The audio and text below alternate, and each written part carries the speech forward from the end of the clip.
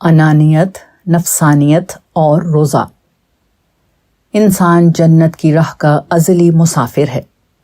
روز ازل جب اس نے بار امانت کو اٹھانے کا فیصلہ کیا تو اس مشقت کو جھیلنے کا اصل مقصد جنت کی ابدی بادشاہی کو حاصل کرنا تھا۔ زمین سے لے کر آسمان تک پھیلی ہوئی خدا کی عظیم سلطنت میں حکومت کرنے کا پروانہ حاصل کرنا تھا۔ یہ وہ اعزاز تھا جو نہ فرشتوں کو ملا نہ جنوں کو، نہ آسمان اس سفر میں اترنے کی ہمت کر سکا نہ زمین، نہ پہاڑ اس بلندی کو پہنچ سکے اور نہ سمندر اس کا حوصلہ کر سکا۔ جنت کی یہ منزل ایک سیدھے راستے پر واقع ہے۔ سیدھا راستہ یہ ہے کہ زندگی کے ہر موڑ پر جہاں رب کا حکم آئے گا انسان وہی رخ اختیار کرے گا جو رب کو پسند ہوگا۔ اس سیدھے راستے میں اصل رکاوٹ انسان کے اندر سے آتی ہے اور دو پہلوؤں سے آتی ہے۔ ایک یہ کہ انسان اپنے نفس کے تقاضوں، مفادات اور خواہشات کا اسیر ہو جاتا ہے۔ دوسری یہ کہ انسان انانیت کا شکار ہو کر سچائی کا انکار کر دیتا ہے۔ چنانچہ ان دو پہلوؤں سے انسانوں کی مدد کے لیے اللہ تعالیٰ نے رمضان کا مہینہ مقرر کیا، جس میں دو عبادات ان دونوں مسئلوں کا علاج کرتی ہیں۔ شرط یہ ہے کہ انسان ان عبادات کو ان کی حقیقی روح کے ساتھ ادا کرے۔ ایک روزہ جو فرض ہے اور دوسرا رات کی نفل نماز جس کا قیام بڑی فضیلت اور اجر کا باعث ہے۔ روزہ انسان کو نفس اور اس کے تقاضوں کے خلاف جنگ کرنا سکھاتا ہے۔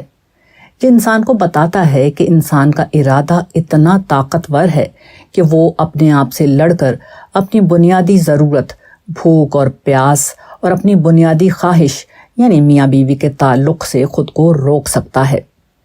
جو انسان ان جائز اور ضروری چیزوں سے خود کو روکنے کی شعوری تربیت کر لے، کیسے ممکن ہے کہ وہ رب کی نافرمانی کے ان کاموں میں مبتلا ہو جائے جو نہ ضروری ہوتے ہیں اور نہ عقل و فطرت ان کی اجازت دیتی ہے۔ اس کے ساتھ نماز اور خاص کر رات کی نفل نماز جو کہ عام نمازوں سے طویل ہوتی ہے، وہ انسان کی انانیت کو ختم کرنے میں معاون ثابت ہوتی ہے۔ نماز دراصل اللہ کی کبریائی بیان کرنے کا نام ہے۔ اللہ اکبر اس کا سب سے زیادہ دہرایا جانے والا کلمہ ہے۔ یہ اعتراف اور جھکاؤ کا نام ہے۔ سورہ فاتحہ میں اللہ کی نعمتوں کا بار بار اعتراف اور قیام، رکوع، سجدے اور قعدے میں ہر پہلو سے جھکے رہنے کی تربیت انسان میں عام زندگی میں بھی اعتراف اور جھکے رہنے کی صفت پیدا کرتی ہے۔ یہی دو چیزیں انسان کی انا کو قابو میں رکھتی ہیں۔ انسانی انا کے دو بنیادی مسائل ہیں۔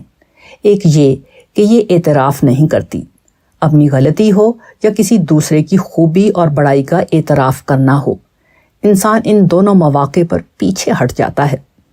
آدمی بڑی سے بڑی غلطی کا ارتکاب کرتا ہے اور جب توجہ دلائی جاتی ہے تو بجائے غلطی ماننے کے وہ چند بے معنی الفاظ بول کر اور بے وقت تعویل کر کے اپنی غلطی ماننے سے انکار کر دیتا ہے۔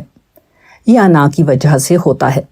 اس کی سب سے بڑی مثال شیطان ہے، جس نے نہ صرف اللہ کا حکم ماننے سے انکار کر دیا بلکہ جب اسے توجہ دلائی گئی تو اس نے اپنی غلطی ماننے سے صاف انکار کر دیا۔ اسی طرح انسان دوسروں کی خوبی اور بڑائی کا اعتراف کرنے میں ہمیشہ بخل سے کام لیتے ہیں۔ مثال کے طور پر لوگ اپنے زمانے کے بڑے سے بڑے آدمی کو معمولی آدمی سمجھ کر اس کی غلطیاں اور کمزوریاں نکالتے رہتے ہیں اور اس کی خوبیوں کو نہیں سراہتے۔ اسی طرح ایک ہی شعبے کے لوگ اپنے سوا دوسروں کی خوبی کا کم ہی اعتراف کرتے ہیں۔ اس کے بجائے انسان ہمیشہ خود کو نمایاں کرنے، اپنی تعریف سننے اور اپنے آپ کو اہم سمجھنے کو پسند کرتے ہیں۔ لیکن یہ بھی شیطان کا طریقہ ہے جس نے آدم علیہ السلام کا اعتراف کرنے سے انکار کر دیا تھا۔ اس کا انجام اللہ کی ناراضی اور ابدی جہنم ہے۔ رمضان میں روزہ اور نماز دراصل انہی دو کمزوریوں سے نجات دلا کر انسانوں کو جہنم سے بچاتے اور جنت کی راہ کا مسافر بناتے ہیں۔